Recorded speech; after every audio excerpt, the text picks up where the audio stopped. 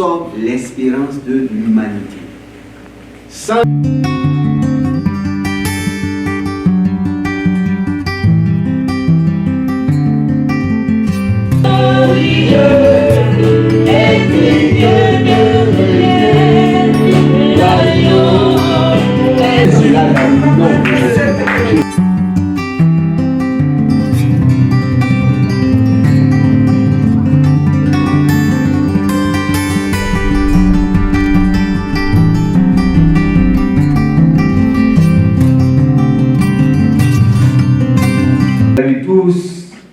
Je vous salue tous ce dimanche dans le nom merveilleux de Jésus. Et je vous souhaite joyeuse fête de Pentecôte. Aujourd'hui, la chrétienté et le monde juif célèbrent la fête de la Pentecôte. Dieu merci, cette fête de la Pentecôte se passe mieux que notre dernière fête de Pâques. Parce qu'en avril, le monde entier était totalement dans le confinement et dans la quarantaine. Mais par la grâce de Dieu, la Pentecôte se passe dans une période de déconfinement. Beaucoup de villes des États-Unis, beaucoup de pays dans le monde ont déjà déconfiné ou sont en voie de déconfinement. Ce qui fait que nous célébrons ce jour de la Pentecôte avec plus de détente et de décontraction. Et je prie que le message que Dieu met dans mon cœur pour vous adresser et pour t'adresser ce dimanche de Pentecôte soit un message de joie, soit un message de réjouissance, soit un message d'espérance. Parce que la Pentecôte, c'est une fête. C'est une fête juive qui a lieu 50 jours après la Pâque. En Israël, il y avait 3 grandes fêtes juives que Dieu a données à Moïse pour les enfants d'Israël. Il y a au total 7, mais il y a 3 fêtes majeures.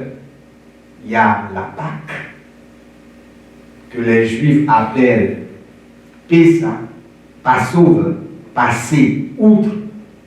C'est le jour où l'ange de la mort est passé outre les premiers-nés d'Israël et a frappé tous les premiers-nés d'Égypte, depuis Pharaon jusqu'à son esclave et même aux animaux.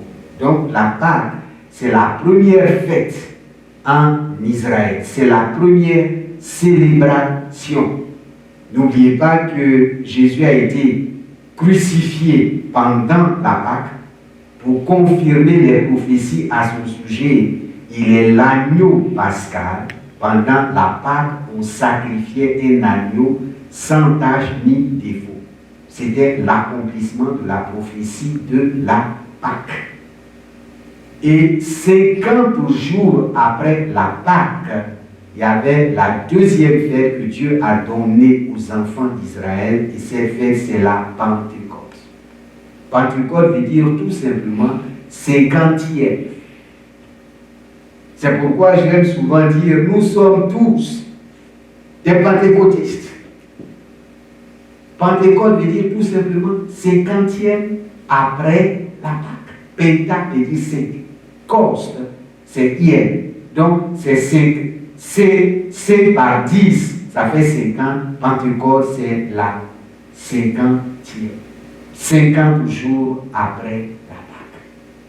C'est la deuxième fête majeure en Israël. Et la troisième fête, c'est 50 jours après la Pâque. Et la troisième fête majeure, c'est le 7e mois, c'est la fête des tabernacles. Et au milieu, il y a la fête des prémices, des semailles, des trompettes, etc.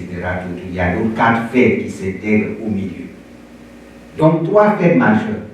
La Pâque, Passover, la Pentecôte, 50e et tabernacle. Parce que les enfants d'Israël ont été sous des tentes dans le désert et le tabernacle, la tente de Dieu a été avec eux pendant 40 ans jusqu'à entrer à Canaan et jusqu'à ce que Salomon construise le temple. Donc, Dieu est pour la célébration. Dieu est pour la fête.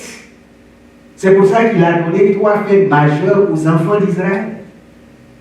Et qu'il a donné au total 7 fêtes. Et ce dimanche de Pentecôte, nous avons célébré Dieu par les cantiques. Et pourquoi? Parce qu'en Dieu, en Jésus, il y a la réjouissance. Paul disait aux chrétiens de Philippiens 4, verset 4, je vous dis, réjouissez-vous dans le Seigneur. Je le répète, réjouissez-vous dans le Seigneur. Si la réjouissance, si la joie, la fête, la célébration n'étaient pas des choses importantes, Paul n'allait pas dire réjouissez-vous dans le Seigneur, je le répète. Parce que c'est important. Il dit réjouissez-vous dans le Seigneur. Et le prophète Néhémie disait, Néhémie 8, la joie du Seigneur sera votre force. Et dans cette période de pandémie mondiale où les gens sont en déconfinement progressif, où la solitude est là, où la tristesse est là aussi pour certains parce qu'ils ont perdu leur travail, leur business, où leur business n'a pas commencé à fonctionner. Le Seigneur te dit, sa joie sera ta force. Réjouis-toi sans cesse, je le répète, réjouis-toi. Coronavirus ou pas coronavirus, ce dimanche, c'est le dimanche de la Pentecôte, c'est une fête de Dieu. Et Dieu nous donne des fêtes pour que nous nous réjouissons. Dieu est le Dieu de la réjouissance. Et je vais te montrer un secret pendant cette période de confinement et de quarantaine. Apprends à te réjouir. Apprends à être joyeux et joyeuse. Apprends à rire. Apprends à sourire. Parce que c'est bon même pour ton système immunitaire. Les gens qui rient, les gens qui sont joyeux, sont plus en bonne santé que ceux qui sont continuellement tristes, angoissés, inquiets. Pourquoi les gens du monde vont au bar en boîte de nuit? C'est pour se créer une joie, une réjouissance artificielle. Mais Dieu te donne la Pentecôte, comme nous allons le voir tout à l'heure dans les détails, pour que tu aies la joie qui vient de Dieu par le Saint-Esprit. Galates 5, 22 nous dit, le fruit de l'Esprit c'est quoi? C'est l'amour. Mais après l'amour vient quoi? La joie. Parmi les 9 manifestations du fruit de l'Esprit, la joie vient en 2e position. Quelque chose qui n'est pas important, tu ne vas pas mettre cela en 2e position. Le fruit de l'Esprit, c'est l'amour. Le fruit de l'Esprit, c'est la joie, c'est la paix, c'est la patience, c'est la bonté, c'est la fidélité, c'est la douceur, c'est la tempérance. Tu veux que tu sois joyeux. Ne pas... Voyez-vous, le protestantisme, les évangéliques, les pentecôtistes et les charismatiques, nous avons tellement développé une forme de piété, de soi-disant spiritualité qui n'a rien de biblique. Aujourd'hui, quelqu'un qui est grave, qui est sérieux, qui est serein, on dit qu'il est spirituel. Quelqu'un qui rit beaucoup, qui sourit beaucoup, etc., on dit oh, il est trop superficiel, il est charnel. Mais la Bible dit que Jésus tressaillit d'allégresse. Quand on tressaillit d'allégresse, ça veut dire quoi? C'est quand on est joyeux. Et le Saint-Esprit lui-même, l'une de ses manifestations dans l'esprit de quelqu'un, c'est la joie. Et le grand Paul dit, réjouissez-vous, je vous le répète, réjouissez-vous. Et la Bible nous dit, Dieu se rit de ses ennemis. Dieu lui-même rit. Et Jésus a ri. C'est pour ça qu'il, par le Saint-Esprit, nous donne la joie. Donc, apprends à rire. Vous allez me dire, mais pasteur, tu ne comprends pas. Je ne suis pas quelqu'un qui de nature rit beaucoup. Je ne suis pas quelqu'un qui est joyeux. Mais j'ai appris avec le temps que être joyeux, rire, comme on dit en anglais, smile. C'est une marque de maturité spirituelle. Parce que le fruit de l'esprit, c'est la joie, ce n'est pas la tristesse. Et c'est bon pour ma santé, c'est bon pour mon système immunitaire pendant cette période de coronavirus où nous avons besoin d'un système immunitaire solide, comme on dit en anglais, strong et healthy, etc. Donc, apprends à rire pendant cette période. Si tu as du mal, mets-toi devant ton miroir, pense à quelque chose qui te fait rire. Prends ta dose de rire chaque jour. Si tu connais des frères et des sœurs qui savent rire, appelle-les au téléphone, bavarder parce que tu sais qu'ils vont rire et toi aussi tu ris. Quand je viens ici au bureau, que je vais avoir ma dose de rire par jour, je vais voir le Bishop Scott parce que vous le connaissez, il rit toujours et son rire est contagieux. C'est bon pour ta santé, c'est bon pour ton équilibre physique, émotionnel et mental. Arrêtons de penser qu'un homme grave, serré, triste, c'est un homme spirituel. Non, il n'est pas spirituel, il est charnel, il a des problèmes. Parce que le fruit de l'esprit, ce n'est pas moi qui le dis, c'est la joie. Et Paul dit, réjouissez-vous sans cesse. Et Dieu a donné aux enfants d'Israël jusqu'à 7 fêtes pour qu'ils puissent parler, comme on le dit en anglais, pour qu'ils puissent faire la fête. Il y a un temps pour faire la fête. Et ce dimanche est un jour de fête, c'est un jour de célébration, c'est un jour de joie. Donc Pentecôte veut dire 50e.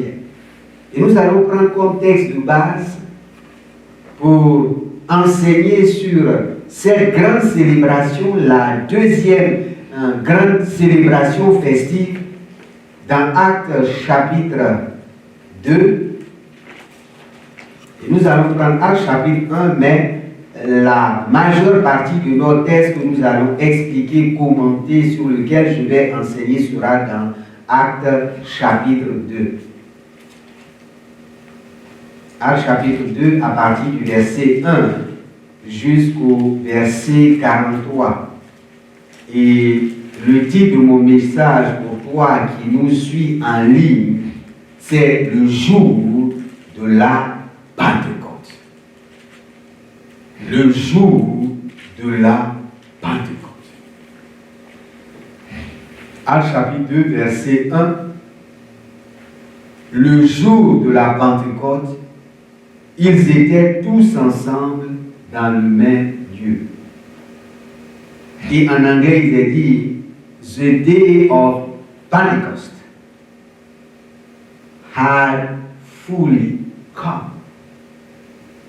Je préfère la version en anglais parce que le jour de la Pentecôte est arrivé à maturité.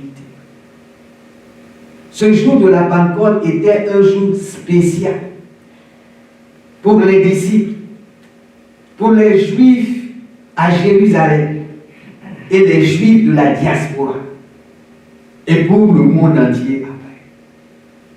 Avant ce jour de la Pentecôte, les Juifs, depuis Moïse, ont célébré chaque année la Pentecôte. 50 jours après la Pâque. La première Pentecôte a coïncidé avec la présence de Moïse sur la montagne de Sinaï, où Dieu a donné à Moïse les 2 tables de la loi. Si vous allez dans Exode chapitre 24, vous pourrez lire qu'il est monté sur le mont Sinaï. Il y a eu la nuée sur la montagne, il y a eu la gloire de Dieu, il y a eu le feu sur la montagne, tout et tout. C'est quelque chose de fort, de puissant qui s'est produit. Et c'est 50 jours après la Pâque. Et nous allons voir que les manifestations surnaturelles qui ont eu lieu le jour de la première Pentecôte, ces mêmes manifestations vont avoir lieu le jour où la Pentecôte a atteint sa plénitude. Parce que Dieu a donné la Pentecôte aux enfants d'Israël, mais c'était en prévision de ce qui allait avoir lieu dans Actes chapitre 2, verset 1 jusqu'à la suite. Chaque année, après la Pâque, ils se réunissaient à Jérusalem pour célébrer la Pentecôte. Mais ce jour-là, That Day, a été un jour particulier et spécial. Ce jour de la Pentecôte, le surnaturel va descendre sur la terre et envahir la vie des premiers croyants. C'est le jour de la naissance de l'Église. C'est le jour où le message de Jésus, dans Luc chapitre 4, lorsqu'il est retourné à Nazareth, où il a proclamé une année de grâce du Seigneur. Cette année de grâce venait de commencer. L'ère de la grâce, la dispensation de la grâce venait de commencer. On n'est plus sauvé en faisant ceci ou cela. On est sauvé par la foi, par le moyen. On est sauvé par grâce et par le moyen de la foi. C'est un jour de réjouissance. C'est un jour de célébration. Parce que le ciel et la terre, les deux se rencontrent. Et ça va produire un événement merveilleux. Parce que ce jour de la Pentecôte, où il y avait 120 disciples dans un même lieu, il y a 3000 qui vont se joindre à ces 120 disciples le jour de la Pentecôte. C'est un moment de célébration et de réjouissance. 10 jours avant, le Seigneur Jésus, dans Actes chapitre 1, au verset 2, il nous a dit, jusqu'au jour où il fut enlevé au ciel, après avoir donné ses ordres par le Saint-Esprit aux apôtres qu'il avait choisis, après qu'il eut souffert, il leur apparut vivant et leur en donnant plusieurs preuves, se montrant à eux pendant 40 jours et parlant des choses qui concernent le royaume de Dieu. Après sa résurrection, il est resté sur la terre 40 jours. Et pendant ces 40 jours, Jésus leur a enseigné des choses concernant le royaume de Dieu. Et le royaume de Dieu, c'est quoi? C'est la bonne nouvelle du royaume. Il leur a enseigné la bonne nouvelle du royaume. Et qu'est-ce que la bonne nouvelle du royaume? Dans Luc chapitre 4, Jésus dit, l'Esprit du Seigneur m'a oint pour proclamer une bonne nouvelle aux malheureux, pour guérir ceux qui ont le cœur brisé, pour libérer les captifs, pour faire voir les aveugles, pour proclamer une année de grâce du Seigneur. Le royaume de Dieu va bientôt s'installer sur la terre. Et pendant 40 jours, Jésus rappelle ce qu'il a enseigné pendant les 3 années et demie à ses disciples. La bonne nouvelle du royaume. Ce dimanche de Pentecôte est une bonne nouvelle pour toi. Est une bonne nouvelle pour l'Église, le corps de Christ, le peuple de Dieu. Parce qu'il y a des grands changements qui vont avoir lieu dans le monde spirituel, dans le monde surnaturel. Quand le ciel descend sur la terre et l'Église devient une ambassade du ciel sur la terre, c'est extraordinaire. La Bible dit, nous sommes des ambassadeurs de Christ. Un ambassadeur appartient à quoi? À un pays, mais il vit dans une ambassade. Le royaume de Dieu, l'Église, qui est la représentation du ciel sur la terre, est une ambassade de Dieu. Et le message de cette ambassade dans ce pays étranger qui est ce monde ravagé, dominé par le coronavirus, c'est que nous avons une bonne nouvelle pour les malheureux. Nous avons une bonne nouvelle pour tous ceux qui, pendant cette pandémie, ont eu le cœur brisé par la maladie, par des décès, par des catastrophes économiques et professionnelles. C'est qu'en Christ, il y a de l'espérance. C'est qu'en Christ, il y a de l'espoir. C'est qu'en Christ, il y a la joie. C'est qu'en Christ, il y a la paix. Et pendant ce temps, il est resté avec eux. Il nous a dit au verset 5, car Jean a baptisé d'eau, mais vous, dans peu de jours, vous serez baptisés du Saint-Esprit. Après cette déclaration de Jésus, 10 jours se sont écoulés. Et le 10e jour, c'était le jour de la Pentecôte. Et le verset 8, Jésus dit, il explique ce que c'est que le baptême du Saint-Esprit. Le verset 8, mais vous recevrez une puissance, le Saint-Esprit survenant sur vous, et vous serez les témoins à Jérusalem, dans toute la Judée, dans la Samarie et jusqu'aux extrémités de la terre. Très important. Jésus dresse le tableau de ce qui va se passer le jour de la Pentecôte. Après sa résurrection, dans Jean chapitre 20, quand Jésus est revenu, il a soufflé sur ses disciples le Saint-Esprit. Il a soufflé sur eux. Mais pourquoi ils ont besoin d'attendre pour recevoir, pour être baptisés du Saint-Esprit? Parce que le jour de la Pentecôte, ils vont recevoir une puissance. Avant ce jour, ils n'avaient pas de puissance. La preuve, ils sont restés enfermés tout le temps. Mais le jour de la Pentecôte, c'est le jour où Dieu, le Saint-Esprit, va descendre sur les premiers disciples et va les revêtir de puissance. Pourquoi?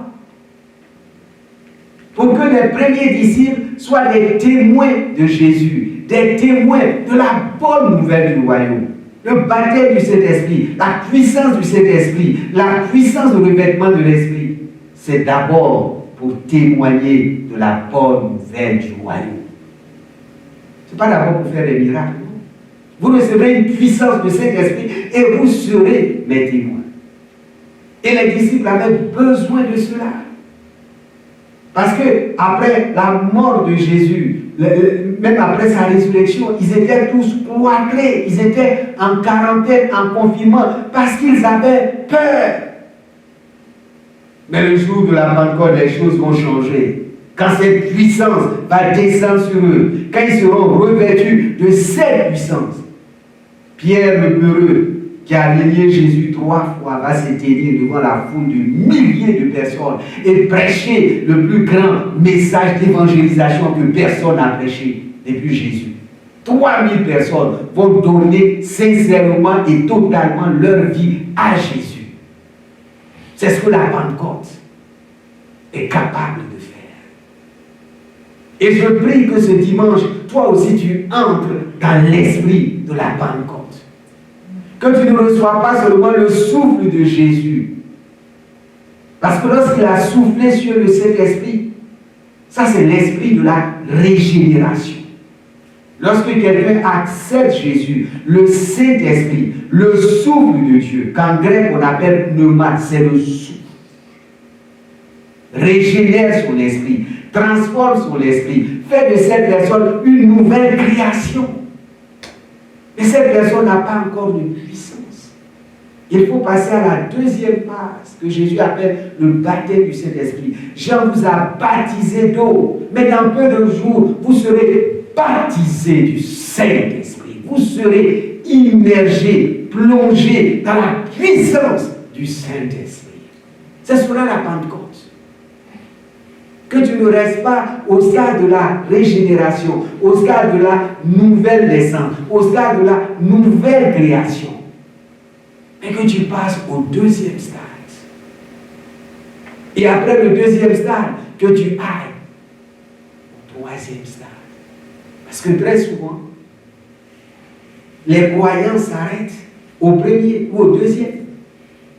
Et lorsque tu as reçu cette puissance, il y a une autre dimension, c'est le développement dans le fruit de l'esprit. Le Saint-Esprit vient te revêtir.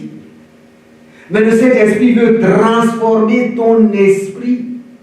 Et cette transformation, c'est toute notre vie. Par le fruit de l'esprit. On n'atteint pas un stade où on a eu le sommet dans l'amour, ou le sommet dans la joie, dans la paix, ou dans la patience, ou dans la douceur, dans la bonté, dans la fidélité. Le développement de notre esprit, dans Galates 5, 22, ça se fait chaque jour. Donc ne t'arrête pas à la première phase ou à la deuxième phase. Mais traverse toutes ces phases. Parce que c'est la promesse de Dieu. C'est la bonté de Dieu pour toi. C'est la fidélité de Dieu pour toi. Vous serez baptisés du Saint-Esprit. Et vous serez des témoins. Actes chapitre 2. Les conditions de l'accomplissement de cette promesse. Jésus a promis 10 jours auparavant. Le 10e jour, la promesse est devenue réalité vivante. Toi aussi, pendant cette période de la pandémie, le Seigneur sans doute a eu à te faire des promesses. Mais depuis février jusqu'aujourd'hui, fin mai, tu as l'impression que cette promesse ne s'est pas encore accomplie. Mais que nous dit Habakkuk? Si la promesse tarde, attends-la. Elle s'accomplira assurément. Ils ont attendu 10 jours. Ils auraient pu se décourager le 2e jour, le 3e jour, ou après une semaine, après 7 jours, après 8 jours, ou même le 9e, je disais, cette affaire-là, il a dit, il est mort, 3 jours après, il est ressuscité, nous, ça fait 3 jours, ça fait 9 jours, maintenant, il n'y a rien, on s'en va. N'oubliez pas que ces gens-là, depuis plus de 50 jours, ils ont quitté leur région natale, la Galilée, pour venir à Jérusalem faire la Pâque. Ils sont arrivés avant le commencement de la Pâque. Donc ça fait plus de 50 jours qu'ils ont quitté la Galilée. Et ils attendent. Toutes les raisons étaient réunies pour eux, pour se décourager. Mais ils ont développé un certain nombre de caractères. Ils ont été patients pour attendre l'accomplissement de la promesse. Quand Dieu te promet quelque chose, ne sombre pas dans la faiblesse de l'impatience. Nous vivons dans un monde tellement rapide que j'appelle le monde Macway, qu'on ne sait plus attendre, on ne sait plus patienter. Alors que l'un des fruits de l'esprit, c'est la patience. Sois patient pendant cette pandémie, pendant ce confinement, pendant cette quarantaine. Ils étaient, comme on le dit, dans la chambre haute. Ils attendaient, ils étaient dans le confinement. Mais ils attendaient, ils étaient patients. Mais ils avaient aussi la foi. Ils croyaient que la promesse que Jésus a eu à leur faire allait s'accomplir. Patience, foi. Et s'ils sont allés jusqu'à 10 jours, c'est qu'ils persévéraient. Sois patient avec les promesses de Dieu.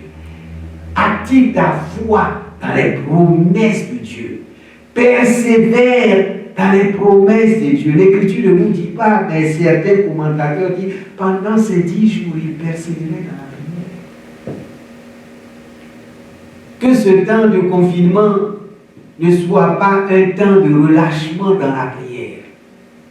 Prie comme tu n'as jamais prié. Persiste dans la prière. Persévère dans la prière. Sois patient dans la prière. Et saisis les promesses de Dieu pour ta vie, pour ta destinée, avec la foi. Et ils étaient ensemble. Ils n'étaient pas dispersés. Ils n'étaient pas désunis. Ils étaient ensemble. Et je suis sûr, ils étaient un seul cœur.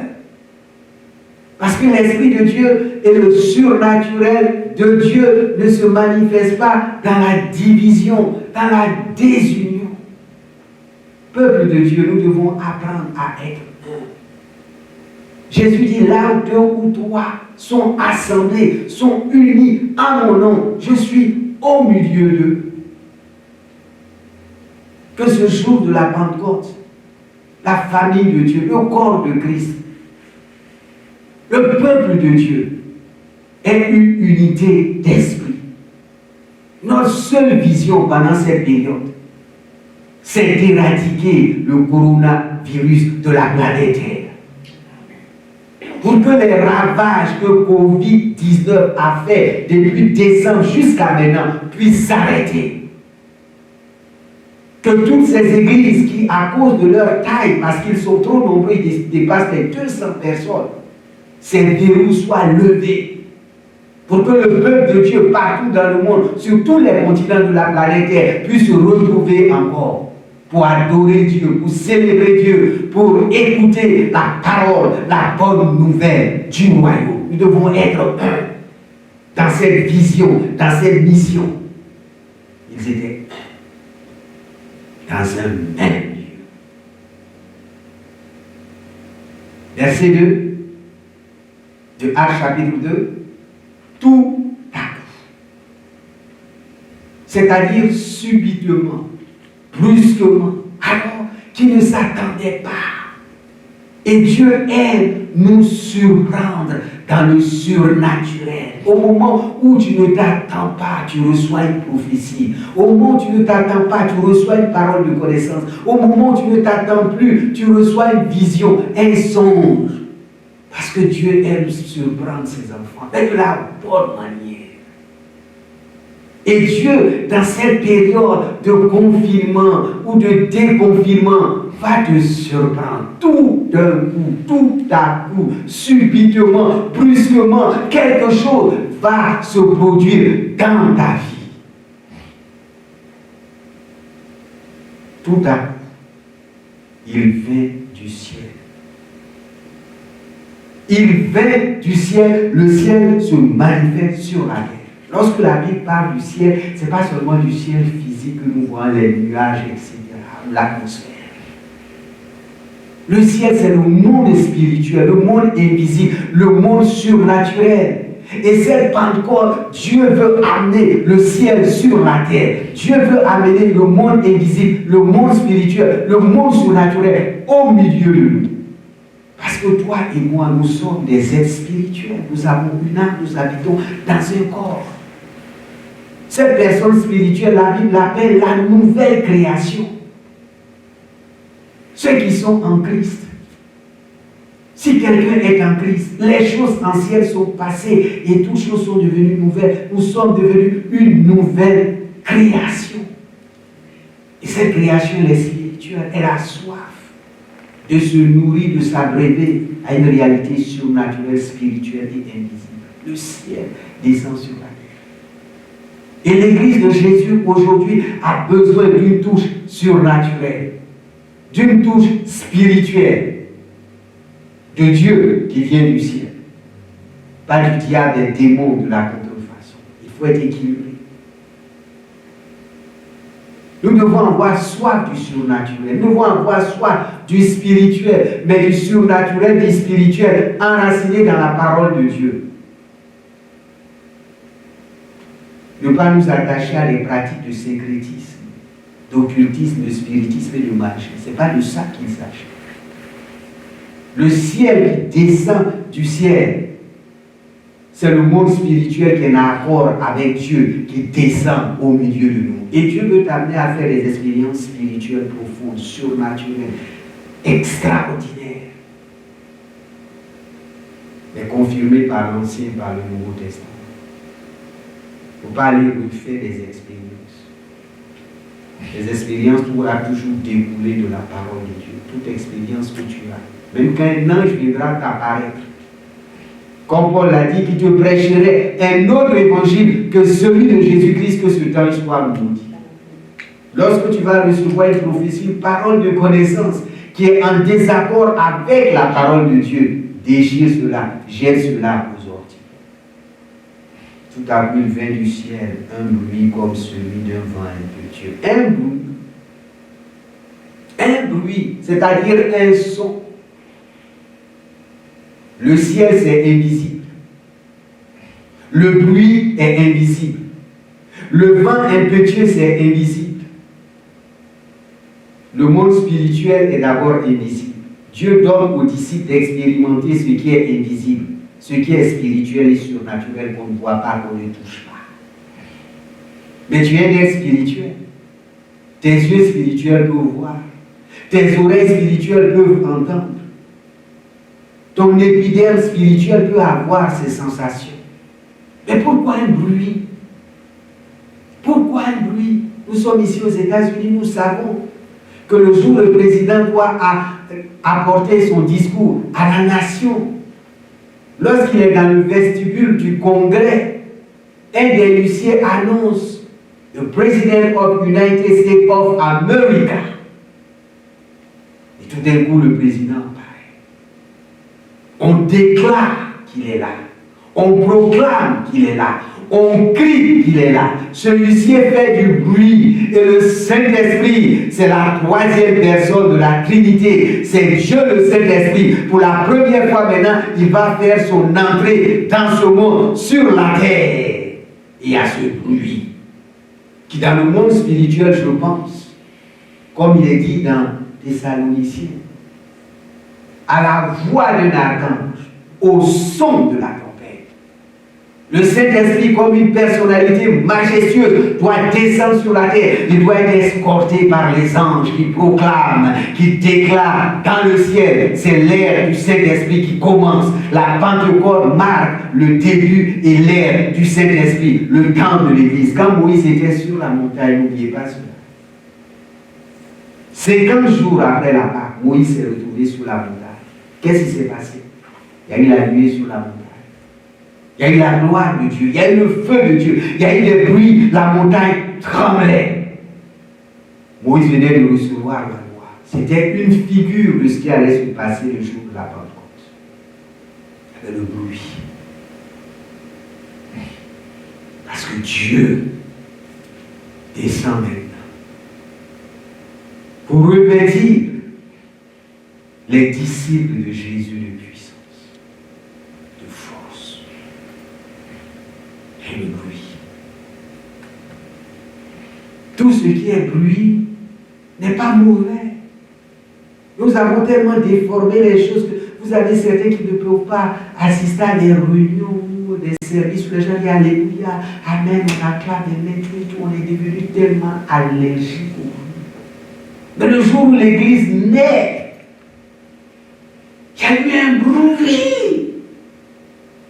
Et quand vous lisez l'Apocalypse à partir du verset 4 jusque les autres versets, mais devant le trône de Dieu, dans le ciel, dans la présence de Dieu, il y a un bruit impossible. Les 4 êtres vivants, les 24 vieillards, les anges, les martyrs, tout ça. Ta conception de la spiritualité, de la soi-disant chrétienté, c'est une religion que tu pratiques. Le jour où l'Église va naître, il y a un bruit. Donc ne sois pas allergique au bruit. Là où il y a du bruit, il y a la vie, il y a le mouvement, il y a l'action. C'est au cimetière qu'il n'y a pas de bruit, tout est silencieux. Aussi longtemps que nous sommes vivants en Christ, nous devons avoir du bruit. Mais un bruit contrôlé, attention, n'allons pas dans des extraits. Pendant que je prêche, quelqu'un ne peut pas se lever et prophétiser. Vous donnez une parole de connaissance, vous commencez à parler en langue, ça c'est le désordre, ça c'est la confusion. Le Dieu que nous servons, c'est un Dieu d'ordre. Il y a un temps pour toutes choses. Il y a un temps pour acclamer Dieu. Il y a un temps pour crier Alléluia. Il y a un temps pour chanter. Il y a un temps pour parler en langue, etc.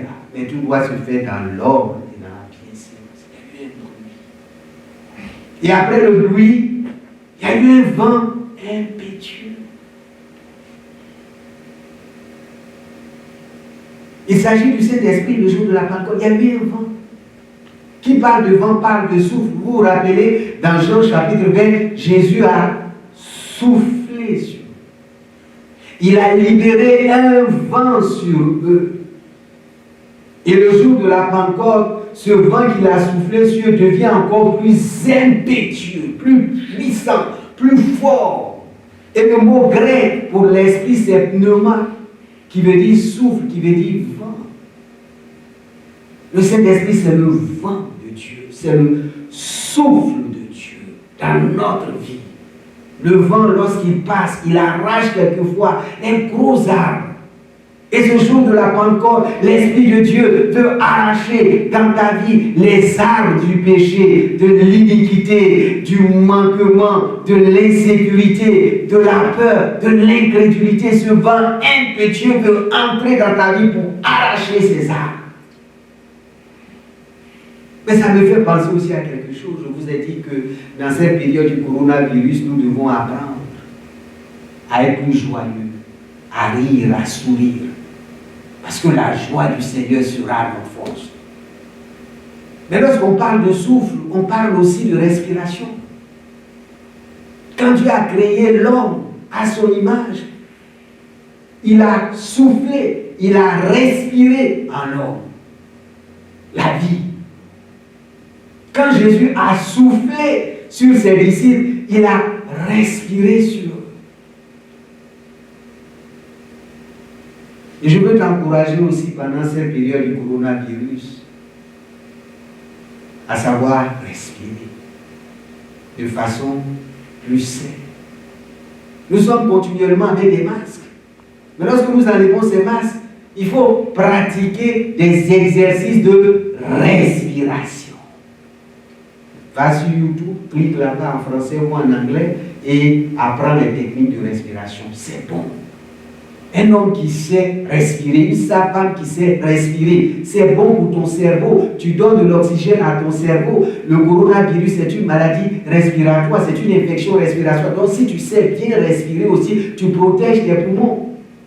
Et s'il y a de l'oxygène comme il le faut dans ton corps, dans ton système, dans tes organes, ton système immunitaire devient très fort. Donc, apprends à respirer. Parce que l'esprit qui est en toi est un esprit de souffle, est un esprit de respiration.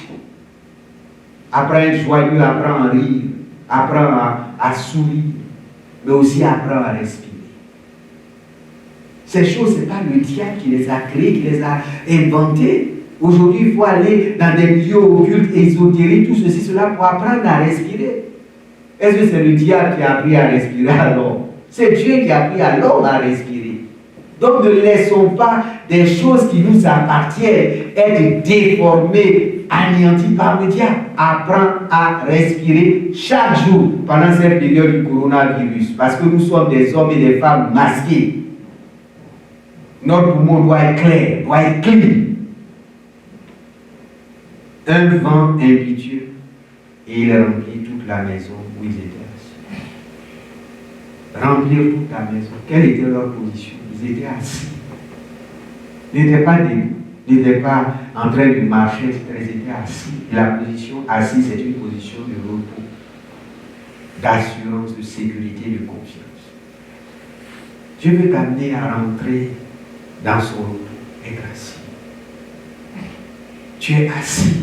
Laisse-le te pénétrer, te remplir de sa présence. Verset 3. Des langues semblables à des langues de feu leur apparurent séparées les unes des autres et se posèrent sur chacun. Le bruit, on ne voit pas le bruit, mais on entend le bruit. On ne voit pas le souffle, mais on a la sensation du souffle. Maintenant, c'est le feu, des langues de feu. Vous vous rappelez? Sur la montagne du Sinaï, dans Exode 24, le feu est descendu sur la montagne. Et là maintenant, le feu descend sur chaque disciple. C'est le baptême de feu. Et le soir, le baptême de feu. Et Dieu veut déposer sur ta vie son feu. Le feu du Saint-Esprit. Le feu qui éclaire. Ta parole est une lampe à mes pieds. Lorsque le Saint-Esprit vient, le Saint-Esprit éclaire la parole de Dieu pour que nous la comprenions. Le Saint-Esprit nous éclaire dans nos décisions. Mais le feu aussi consume et brûle ce qui en nous ne glorifie pas Dieu. Quand ce dimanche de Pentecôte, le feu de Dieu dans ta vie consume ce qui ne plaît pas à Dieu, ce qui ne glorifie pas Dieu. Et l'âme de feu. Et tout cela est surnaturel. Ce n'est pas fabriqué par quelqu'un. C'est le ciel qui descend sur la terre et qui amène les disciples à entrer dans le monde du surnaturel, dans le monde du spirituel, le ciel qui, comme on dit en anglais, collide dans le earth. Le feu sur chacun. Jusque-là, c'est Dieu qui conduit le moment, le bruit, le vent, le feu. Et maintenant, ceux qui sont récipiendaires de toutes ces manifestations surnaturelles, spirituelles, vont partenaire avec Dieu. Dieu ne veut pas que nous soyons passifs dans l'expérience spirituelle et surnaturelle. Ses disciples, ses 120 maintenant, vont se mettre à parler en d'autres langues. C'est pour cette raison qu'on parle du signe initial du baptême du Saint-Esprit. La première fois où les disciples ont été baptisés du Saint-Esprit, ils ont parlé en d'autres langues. Une langue surnaturelle, une langue qu'ils ne sont pas allés à l'école pour apprendre, une langue qu'on ne leur a pas appris dans leur famille, et qui confirme ce que Jésus avait promis dans Marc chapitre 16. Voici les miracles qui accompagneront ceux qui auront cru. Ils parleront de nouvelles langues. Il n'y a pas de contradiction. Jésus-Christ est le même hier, aujourd'hui, éternellement. S'il l'a dit, ils parleront en d'autres langues et que Jésus n'a pas changé, ce qu'il a promis doit continuer. C'est pour cette raison, à travers le livre des Actes des Apôtres, vous allez voir différentes occasions où des gens ont parlé en d'autres langues. Se sont mis à parler en d'autres langues selon ce que l'Esprit leur ordonnait de parler. Mais lorsqu'il y a des manifestations surnaturelles, comme le parler en langue, vous avez deux groupes de personnes qui apprécient le même événement. Et ça vous est arrivé. Quelque chose se passe au milieu de nous, tous vont crier « Alléluia, merci Seigneur pour ce que tu as fait de nous. » Et ça vient de Dieu. Est-ce que ça c'est de Dieu, etc.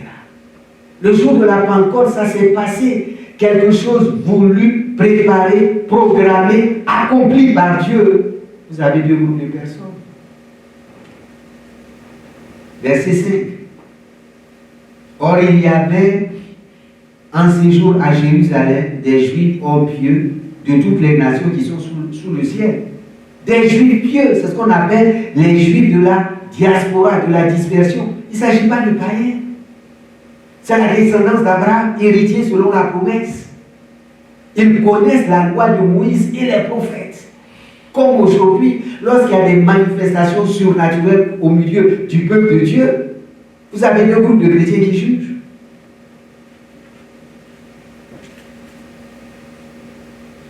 Il est dit au verset 12, ils étaient tous dans l'étonnement et ne sachant que penser, ils se disaient les uns aux autres.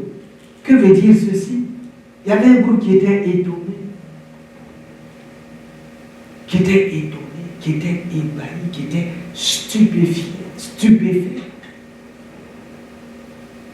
Et puis il y a un autre, verset 13, mais d'autres se moquaient et disaient, ils sont pleins de venin. Le même événement surnaturel, jugé par deux groupes de croyants. Il y a d'autres qui méprisaient cela, qui se moquaient de cela, qui ridiculisaient cela. Comme vous dites, oh, ça ne vient pas de Dieu, ça vient du diable. Quand Dieu va t'utiliser dans le surnaturel, ou quand Dieu est en train d'utiliser dans le surnaturel, ne crois jamais que tu auras l'approbation de tous les croyants. Non, il y aura toujours ces deux groupes. Même quand tu ressusciterais un mort, it's fake. Lorsque tu ferais marcher un paralytique, il y a certains qui vont dire gloire à Dieu pour ce miracle. Il a payé quelqu'un pour faire marcher. Lorsque tu vas donner de puissantes paroles de connaissance ou de sagesse, il y aura certains qui vont dire gloire à Dieu. Et puis il a pris, il est parti sur YouTube, il a pris toutes les informations du bonhomme, il déclare sur lui. Et si nous sommes en sécurité en Dieu, si nous savons que les dons que nous manifestons viennent de Dieu, nous n'allons pas nous laisser nous décourager, nous allons toujours continuer. Aujourd'hui, beaucoup ne prophétisent plus. Beaucoup ne donnent plus de paroles de connaissance, des paroles de sagesse. Ils n'osent même plus prier pour des malades. Parce parce qu'on s'est moqué d'eux dans le passé. On les a attaqués, on les a ridiculisés. Non. Les apôtres ne se sont pas laissés faire. Et on verra Pierre, le peureux, le lâche, parce qu'il a été revêtu maintenant de puissance. Il va se tenir devant les étonnés et les moqueurs pour prêcher la bonne nouvelle du royaume. Le but du surnaturel, ce n'est pas que tu aies de la célébrité, de la popularité, que tu aies un gain facile. C'est aujourd'hui ce que la jeunesse ne comprend pas. Les jeunes entrent dans le surnaturel pour être célèbres, pour être populaires, pour être connus, et pour avoir beaucoup d'offrandes, etc. Les 120, lorsqu'ils ont expérimenté le surnaturel, et Pierre, lorsqu'il a expérimenté, il avait une seule idée en tête. C'est d'attirer l'attention de ces gens sur le message de la bonne nouvelle qu'il doit prêcher, enseigner, déclarer. Le but du surnaturel, c'est une plateforme que Dieu nous donne. C'est une publicité que Dieu fait pour que nous puissions annoncer la bonne nouvelle du royaume qui doit amener des hommes et des femmes à la conversion, à la repentance et au salut. C'est cela. Ne recherche pas le surnaturel pour devenir célèbre, populaire, pour avoir beaucoup de biens matériels, mais recherche le surnaturel comme un outil, comme un instrument pour attirer l'attention des hommes lorsque tu vas témoigner, lorsque tu vas partager la parole de Dieu. Ces gens ont été captivés par cet événement surnaturel. Leur cœur maintenant est ouvert et disponible. Et Pierre vient et il prêche le plus puissant message d'évangélisation qui n'a jamais été prêché. Et 3000 personnes donnent leur vie à Jésus. C'est cela le but du surnaturel. Quand le ciel descend sur la terre, c'est pour nous amener à proclamer, à enseigner, à déclarer la parole de Dieu. Cette parole qui amène les hommes au salut. Le miracle n'est pas là, la guérison n'est pas là, la prophétie n'est pas là pour nous élever. Comme on le dit en anglais, to build up the faith of people. Là, il y a un miracle. La foi s'élève. Et toi, tu profites de cela pour annoncer la bonne nouvelle aux malheureux. Parce qu'à la fin de la journée, ce n'est pas le bruit, ce n'est pas le vent, ce n'est pas le feu. Ce qui préoccupe Dieu, la joie qu'il y a eu dans le ciel, ce n'est pas que des gens aient parlé en langue. La joie qu'il y a eu dans le ciel, c'est les 3000 personnes qui ont donné leur vie à Jésus. Donc quand tu veux avoir plus d'onction, plus de puissance, plus de dons spirituels, c'est pour gagner des hommes et des femmes à Jésus-Christ.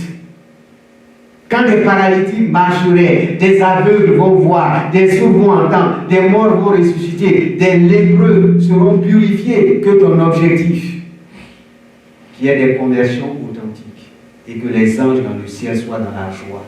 Parce que les pécheurs ont quitté les ténèbres et sont entrés dans la lumière de Dieu. C'est pourquoi, toi qui nous regardes, toi qui nous regardes ce dimanche de Pentecôte, ce dimanche de célébration, ce dimanche qui marque la descente du Saint-Esprit pour inaugurer l'ère de la grâce, l'ère de l'Église, pour que tu bénéficies pleinement de la Pentecôte aujourd'hui et dans le reste de ta vie sur terre. C'est que comme les Juifs qui étaient là le jour de la Pentecôte, hommes frères, que ferons-nous? Qu'est-ce que toi tu dois faire? Pierre a dit, repentez-vous. Et ce dimanche aussi de Pentecôte, je te dis, repens-toi de tes péchés. Crois en Jésus et tu seras sauvé et tu auras la vie éternelle.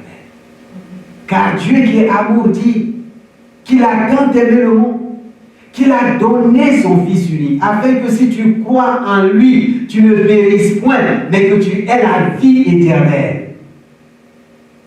Car le plan merveilleux de Dieu pour ta vie, c'est que tu crois à celui qu'il a envoyé, Jésus-Christ. Parce qu'il n'y a aucun autre nom dans le ciel et sur la terre qui donne le salut, si ce n'est que Jésus-Christ, qui est mort pour tes péchés, qui est ressuscité le troisième jour, qui est monté au ciel, qui a reçu le Saint-Esprit des mains de son Père et qui l'a déversé sur nous. Reçois Jésus ce dimanche dans ton cœur. Que ce dimanche de Pentecôte soit un début pour toi dans cette vie merveilleuse d'être sauvé, d'être enfant de Dieu. La foi vient de ce qu'on entend et ce qu'on entend vient de la parole de Dieu.